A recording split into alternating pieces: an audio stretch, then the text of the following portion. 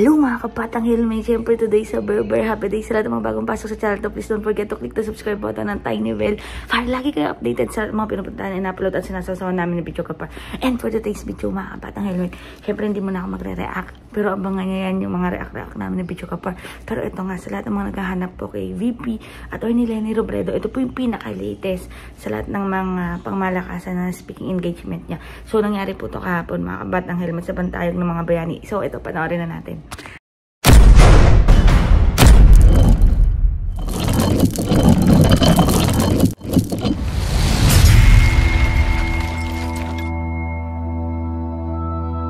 Maraming salamat po, maupo po tayong lahat.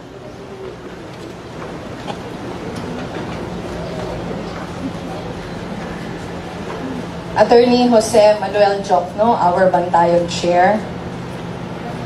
Father Edicio de la Torre, our Bantayog Vice Chair. Pasensya na kayo, talagang hindi ko maalis na sabihin lagi na Father Ed.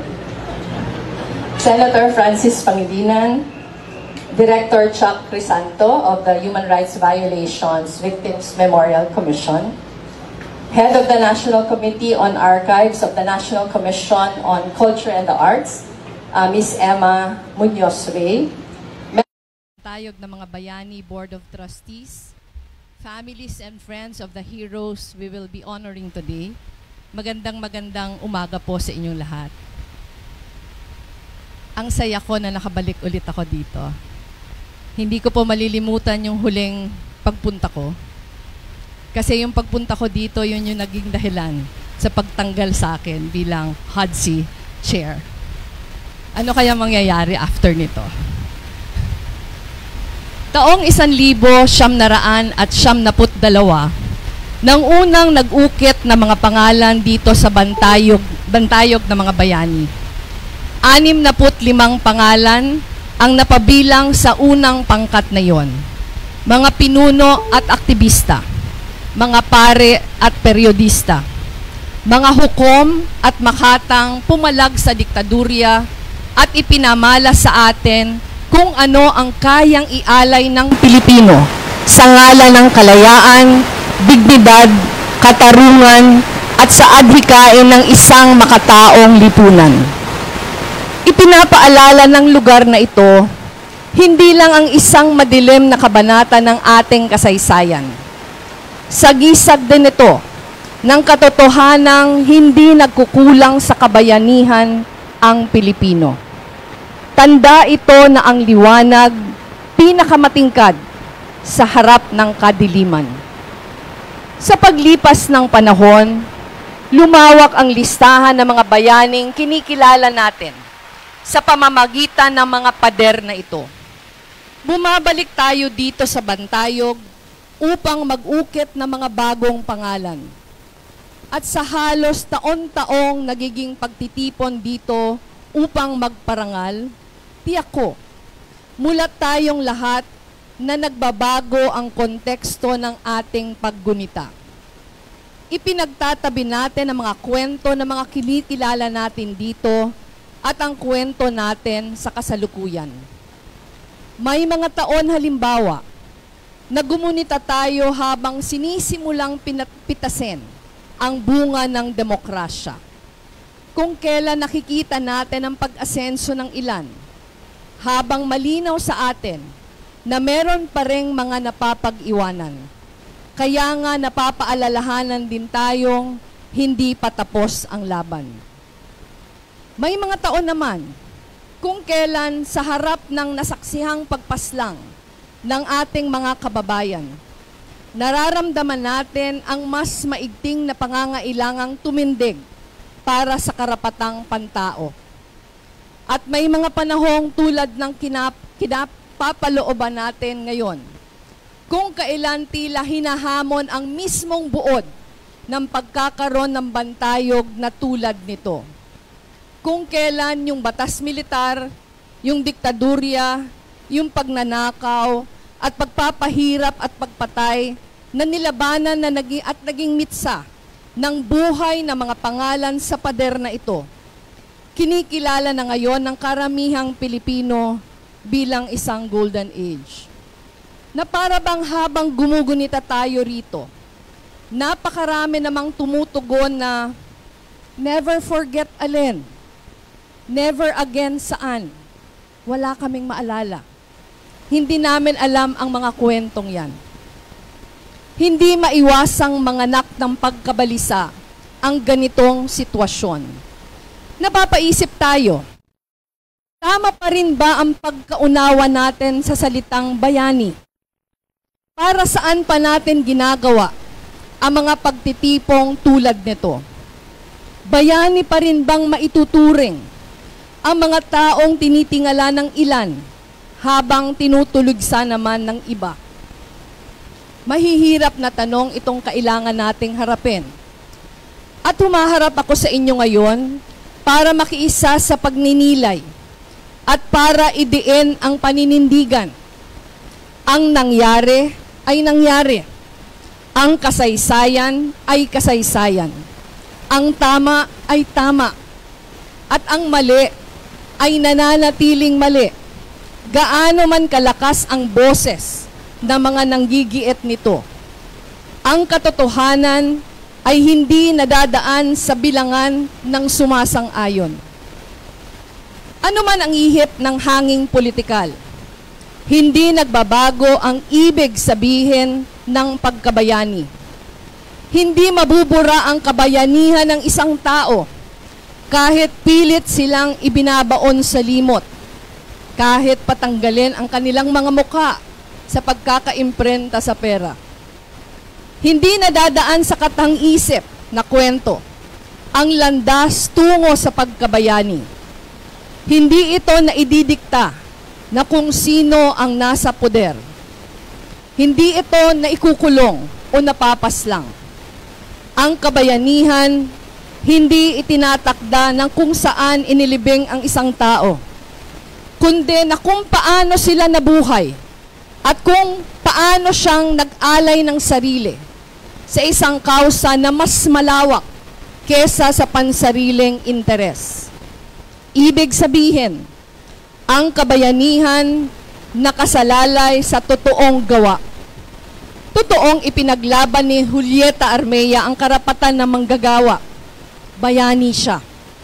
Totoong nakipagsapalaran si Kaliway Asuncion sa ngalan ng mga magsasakang inaabuso ng mga makapangyarihan. Bayani siya. Totoong nanindigan para sa tapat na pamamahala si Heidi Yorak. Bayani siya. Ang mga taong pinararangalan natin ngayong taon at ang mga nauna na nating kinilala sa higit 2 dekada. Totoong ginawa nila ang lahat ng makakaya. Inialay ang lahat ng kayang ialay para sa kapwa at para sa bayan.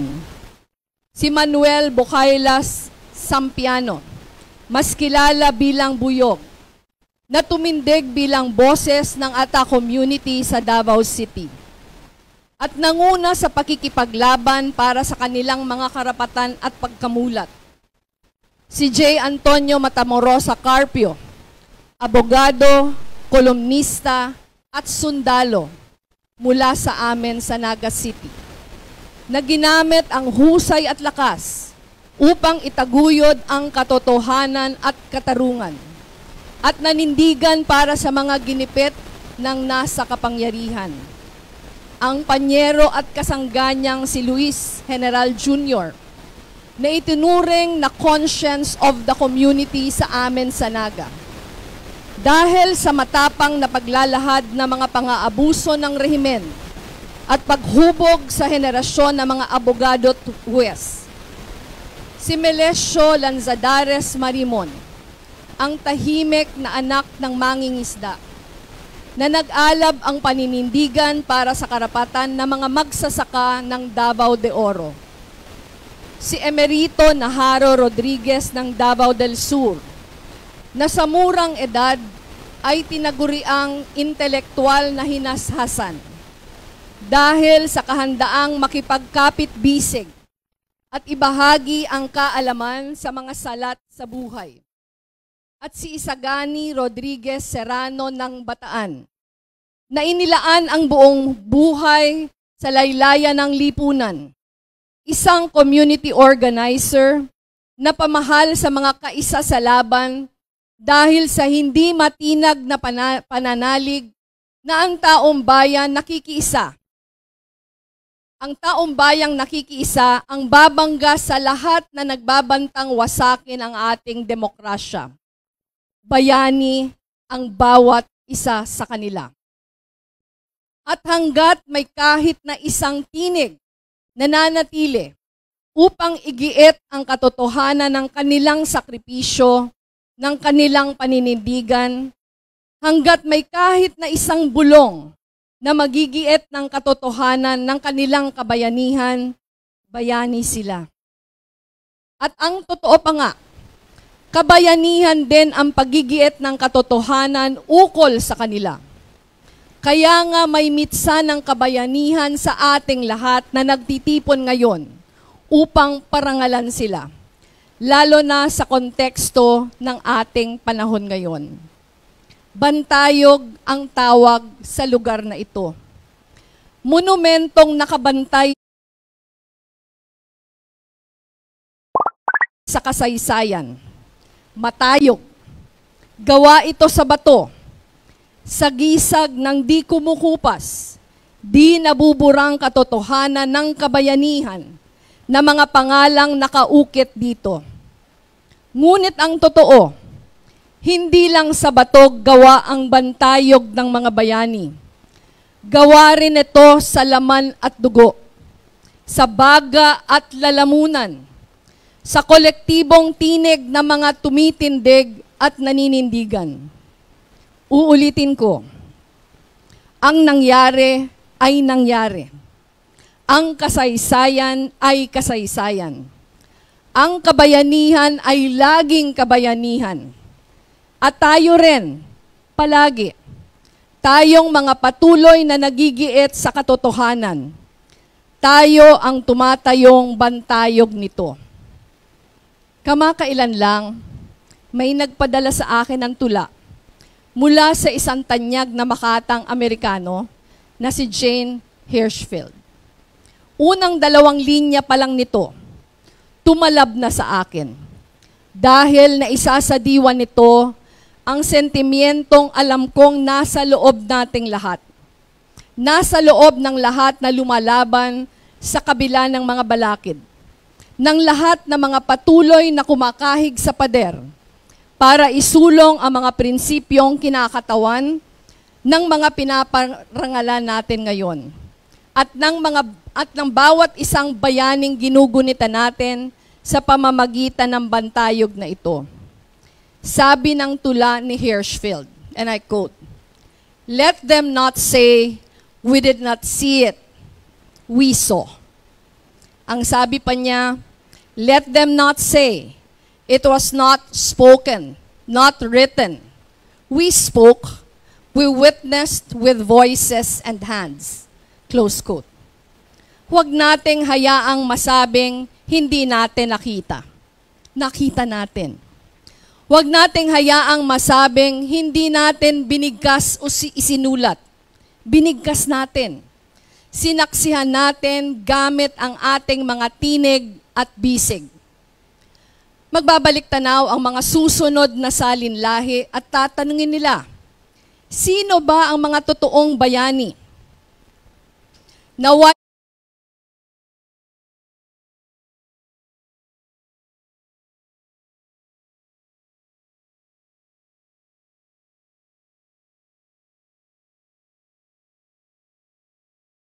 mabasa nila ang mga pangalang nakaukit dito upang marinig nila ang ating tugon.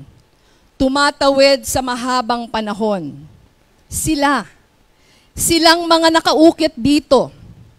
Hindi kami nanahimik sa pag-asang patuloy nyo silang gugunitain at pararangalan at kayo naman na magsasabing bantay sa tayog ng kanilang kabayanihan magpasawalang hanggan.